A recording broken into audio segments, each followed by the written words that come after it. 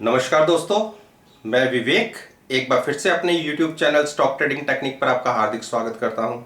दोस्तों, आप सब लोग जानते हैं या जो मुझे देखते हुए आ रहे हैं उनको तो पता है कि मैं हर सैटरडे या संडे आपके साथ कुछ स्टॉक्स के बारे में बात करता हूं। और आप सभी जानते हैं कि इन स्टॉक्स में मैं तकरीबन 50% स्टॉक्स वो लेता हूं जिसमें मैं बुलिश होता हूं और 50% स्टॉक्स वो लेता हूं जिसमें मैं बेरिश होता हूं। ट्रेडिंग स्ट्रेटजी ऐसी होती है कि हम ना तो कोई कॉल और पुट बाय करते हैं और ना ही हम फ्यूचर्स का कोई लॉट सेल करते हैं। तो फिर हम ट्रेड कैसे लेते हैं? मैं ऑप्शंस को सेल करके ट्रेड लेता हूं। आप सब लोगों को पता होगा कि मार्केट तीन ही तरीके से बिहेव कर सकती है, या ऊपर जाएगी या नीचे जाएगी या कंसोलिडेट करती हुई सेम प्राइस के आसपास ही मूव करेगी। लेकिन फिर भी इस स्ट्रेटजी में हम अपने आप को तकरीबन 10% और सेफर साइड लेके चलते हैं। तो जो मैंने आज के लिए 4 स्टॉक जिसमें मैं बेयरिश हूं, बेयरिश किस लिए हूं? क्योंकि उनकी आरएसआई एक इंडिकेटर होता है, वो ओवरबॉट पोजीशन के अंदर है। तो ओवरबॉट पोजीशन में आप सब लोग जानते हैं कि एक प्राइस करेक्शन की पॉसिबिलिटी बहुत ज्यादा रहती है। तो चलिए मैं वो स्टॉक्स आपके साथ डिस्कस करता हूं जो पिछले कई दिनों में काफी तेजी से उनके अंदर एक मूवमेंट अपसाइड की देखी गई है, लेकिन अब या तो वो कंसोलिडेट कर रहे हैं या उनमें एक डिक्लाइन की पॉसिबिलिटी ज्यादा है। तो उस कैटेगरी में सबसे पहला स्टॉक है कैनरा बैंक। कैनरा बैंक की जो आरएसआई फ्राइडे की क्लोजिंग की थी वो तकरीबन 65 के आसपास थी। 104 रुपए 50 पैसे के आसपास की उसकी क्लोजिंग आई है। तो मंडे के ट्रेडिंग सेशन में मेरा इसमें व्यू बेयरिश साइड का है और ट्रेडिंग स्ट्रेटजी वैसी ही है कि क्योंकि हम इसमें बेयरिश है तो हम इसकी कॉल सेल करके चलेंगे, वो भी जो क्लोजिंग प्राइस थी उसके ऊपर से 10% की ऊपर की स्ट्राइक की। यानी अगर 104 की क्लोजिंग थी तो उसमें 10% और ऐड कर लीजिए तो 114-15 के आसपास की जो कॉल की स्ट्राइक होगी उसको हम सेल कर सकते हैं। इसी कैटेगरी में जो दूसरा है महिंद्रा एंड महिंद्रा फाइनेंस का है, हाईली ओवरबॉट पोजीशन के अंदर है, 67 के आसपास की आरएसआई है और 204 की क्लोजिंग आई है। इसके अंदर भी तकरीबन हम 225 की जो कॉल स्ट्राइक है उसको हम सेल करके चल सकते हैं।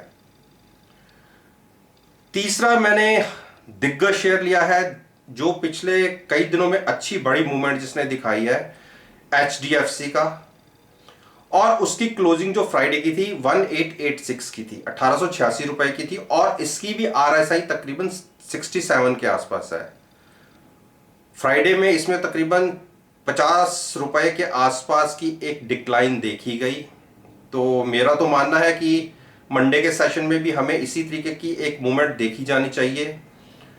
फिर भी अपने आप को 10% हम सेव करेंगे और यहां से तकरीबन 200 पॉइंट की या 190 पॉइंट ऊपर की स्ट्राइक हम ये कह सकते हैं तकरीबन 2050 के आसपास या 2020, क्योंकि बड़ा स्टॉक है तो 2020 की हम स्ट्राइक को मान सकते हैं कि हम सेल कर सकते हैं सेफर साइड।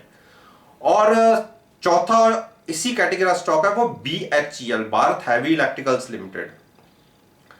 आपने पिछले महीने से अगर इसको ट्रैक किया होगा तो अपने लो 20 रुपए से इसने एक जो चाल दिखाई तकरीबन 44 रुपीज तक की वन साइड मूवमेंट अपसाइड, अब ये यहां पे काफी थकने लग गया है।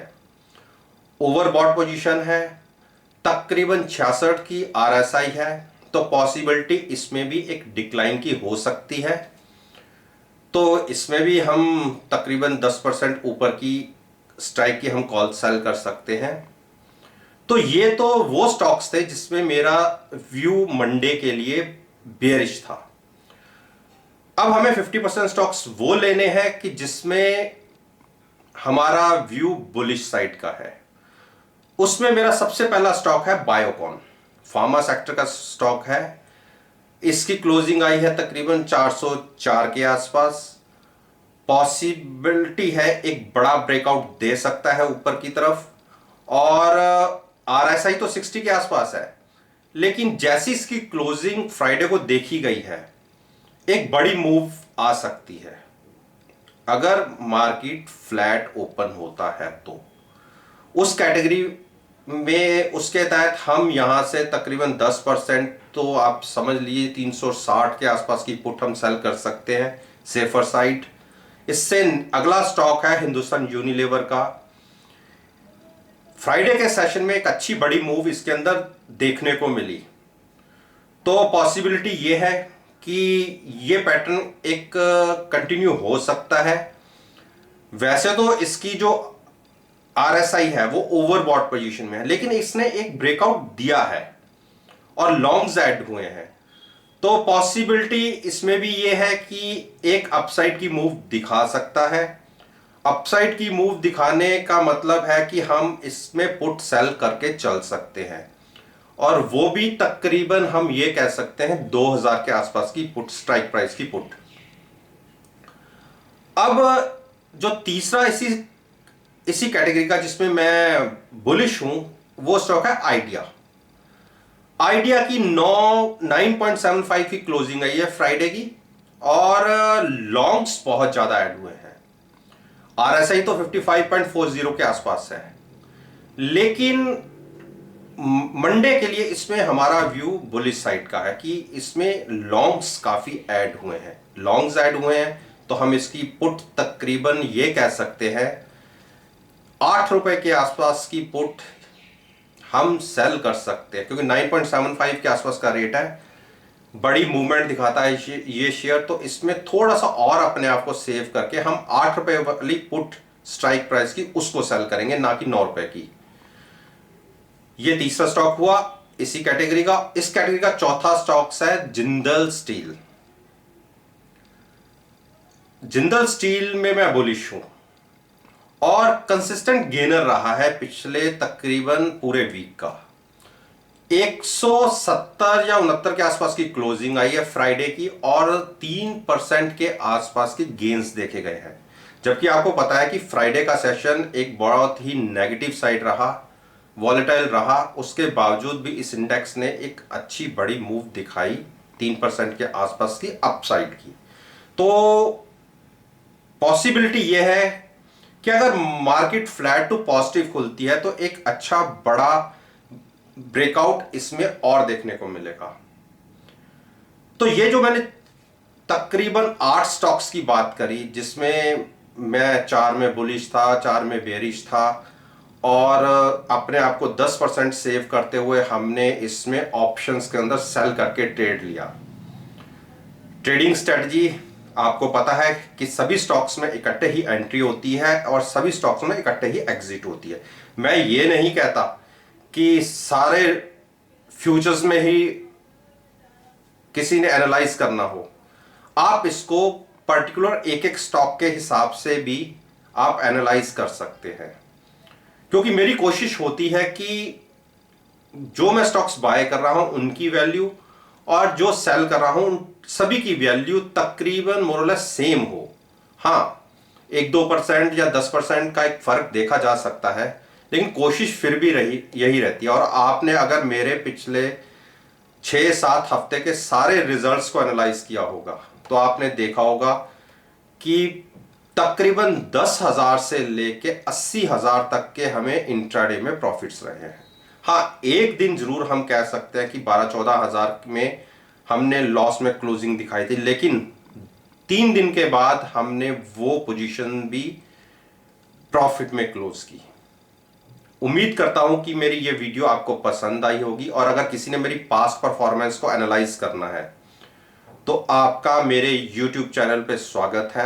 आप उस पे अपलोडेड प्लेलिस्ट को देखिए, उनके रिजल्ट्स को भी साथ में कंपेयर कीजिए, क्योंकि सभी रिजल्ट्स को मैंने उस वीडियो में अपलोड किया हुआ है, उस प्लेलिस्ट में अपलोड किया हुआ है। और आप देखेंगे कि मैंने जितनी भी स्ट्रेटजीज या शेयर्स को आपके साथ डिस्कस किया है, अगर मैंने 10 बार आपके साथ डिस्कस किया है और मैं कॉन्फिडेंस के साथ कह सकता हूं कि उसमें 9 बार हम अच्छे प्रॉफिट के साथ क्लोज हुए हैं।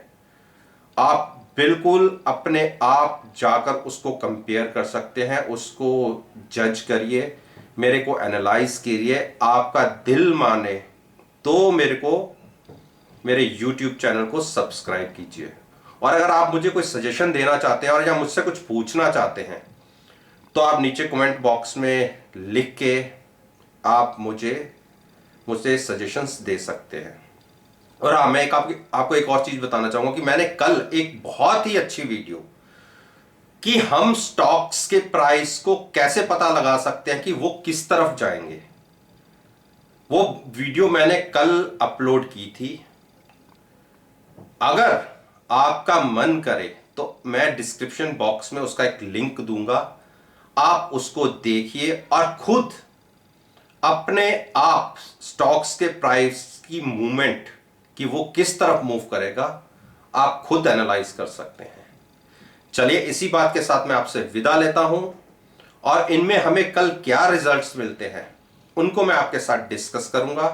तब तक के लिए धन्यवाद। Take care and